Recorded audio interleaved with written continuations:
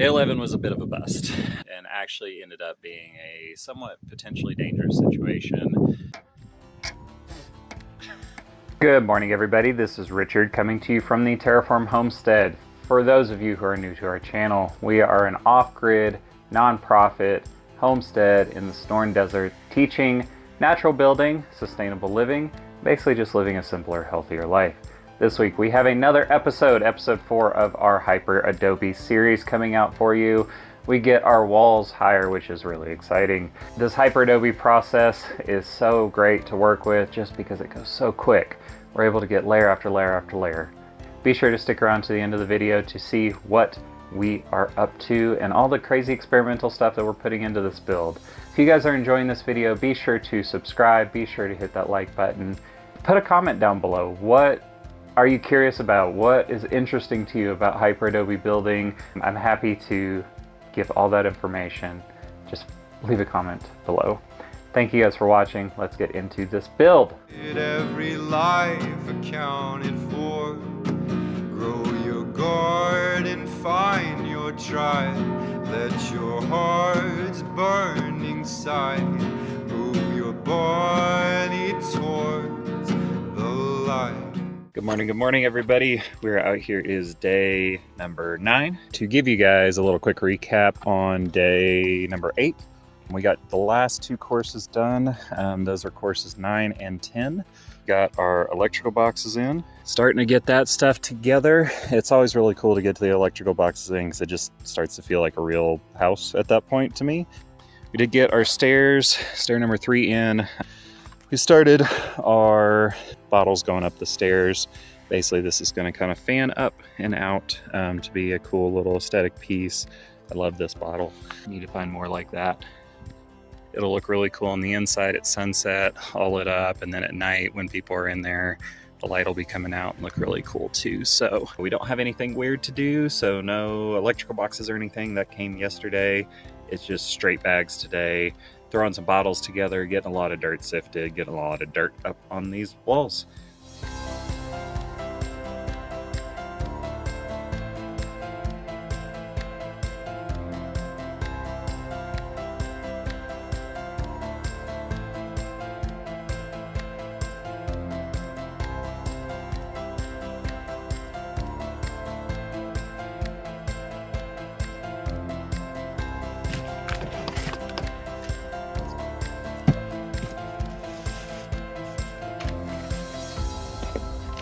We're wrapping up day 9 and we have gotten to 1, 2, 3, 4, 5, 6, 7, 8, 9, 10, 11, 12. 12 courses, 9 days, doing really good. We're about 4.5 feet high right now.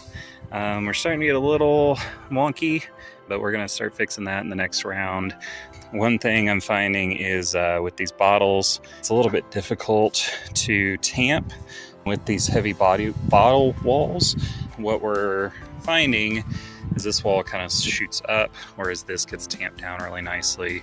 I think what we're gonna do is on this next course, skip the little tail end here and then level everything out and then keep on going around.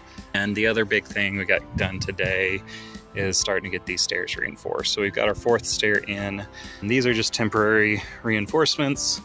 Not the prettiest thing in the world, but they're pretty sturdy. Eventually I'll get some nice like tube steel and weld up a cool little staircase sort of thing. I think 1 more row up and we're gonna be having our desk area. So these will all kind of go to the floor and then we'll have a little cutout, a pole going down to our desk area, and those stairs will sit on that. We got a hookup from one of the Bisbee community people because they're awesome. Reached out for bottles because we were running out and got a stash from this old abandoned homestead out here. So this is what going to the supply store looks like when you're a homesteader.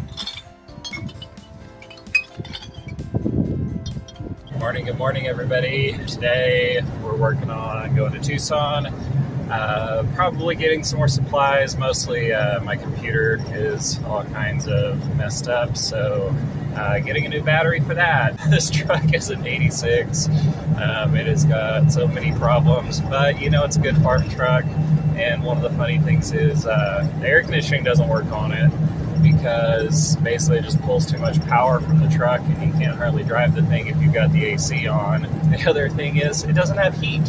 So we've got fully gloved, fully hatted, fully jacketed this morning getting to Tucson, and as the desert does, it's supposed to be like upper 70s, low 80s in Tucson today.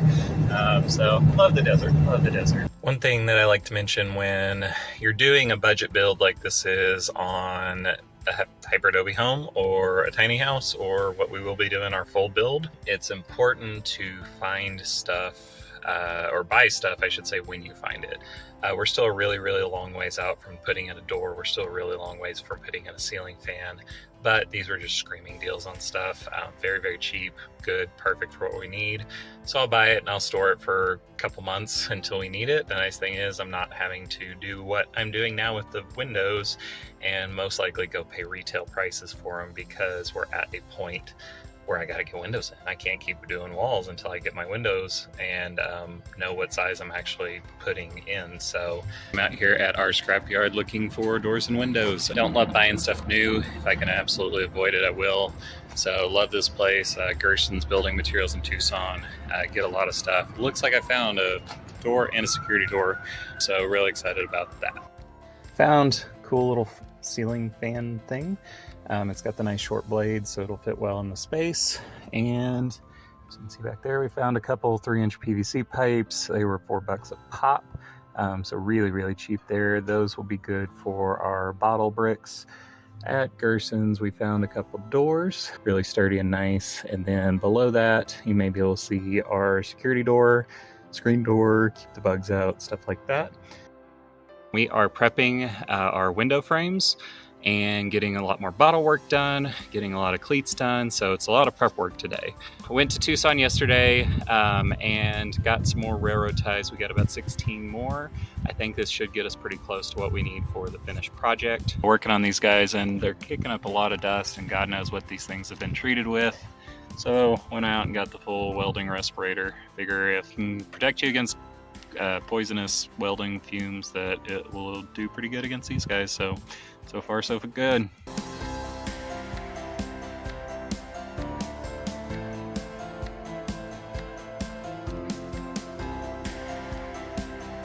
Cutting these, I've gotten 3 done. Trying to figure out why this guy was so difficult to cut through, and it looks like I hit just the edge of a railroad spike.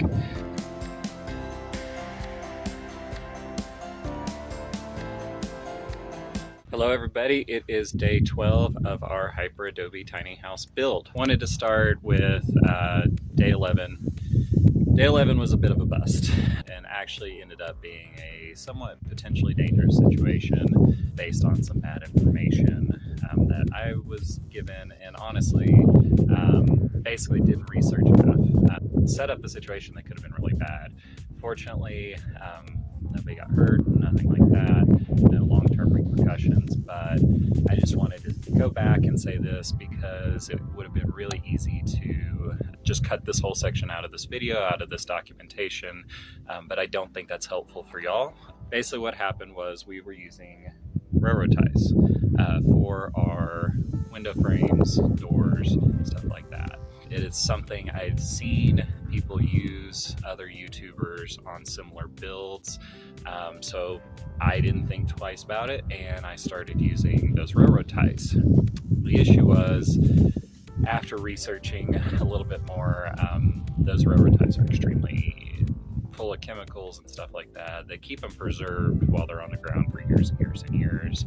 When we were cutting them, that smoke that was going off was extremely, extremely dangerous.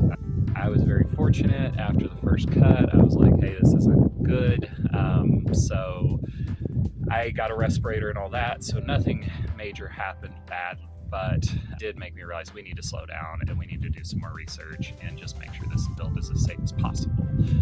I just wanted to get that out before we start today's build, because we kind of took a step back yesterday and we're going to be slowing this build down, really thinking things through and not rushing to get this up just for the sake of getting it up, especially if that comes at the cost of somebody potentially getting hurt or creating an environment that's not healthy and safe. with all that being said, we will still be using railroad ties, but we're only going to be using them for exterior uses where there's not a issue of like off-gassing or people touching them too much. I went to a big box store I really hate doing and bought 2x12s for our window frames. So that's my project today, is to get these window frames built, get them up. The crew is already back there, getting another round on, getting another course on, really focusing on getting things level, getting things squared off, nice, neat. So yeah, it'll be taking a little bit longer to get each course down, but I think in the long run, it's the right thing to do.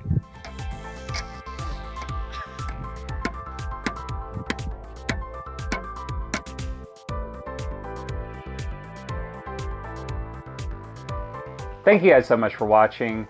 This has been such a fun build. We're finally getting our glass bottles in. We're starting to get some of the doors and windows and stuff like that. For our build, it's starting to actually feel like a home, which is awesome. If you guys are enjoying this series, be sure to subscribe. We have plenty of more episodes coming out. There is so much work still to be done in this build. Thank you guys for watching. Go build something cool.